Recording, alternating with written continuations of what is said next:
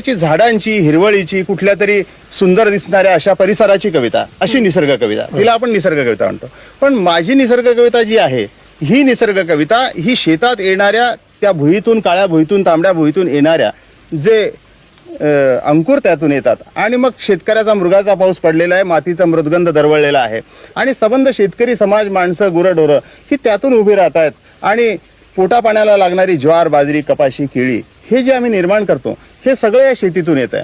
हा सगळा निसर्ग हा शेतीतला शेतकऱ्यांचा, त्या शेतकऱ्यांच्या काळजाचा, त्यांचा पोटपाण्याचा असा सगळा निसर्ग आहे. म्हणून ज्या वेळेला ज्वार भरते, फुलते आणि अत्यंत सुंदर कणीस उभं राहतं, त्यावेळेला आम्ही जेवत नाही, ते बघूनच असं जगावं असं वाटतं की ज्वारीतून आणि या सगळ्या ह्या नभाने ह्या भुईला दान द्यावे आणि ह्या मातीतूनही चैतन्य गावे, कोणती पुण्य अशी येती फळाला, जोंधळ्याला चांदणे लखडून जावे.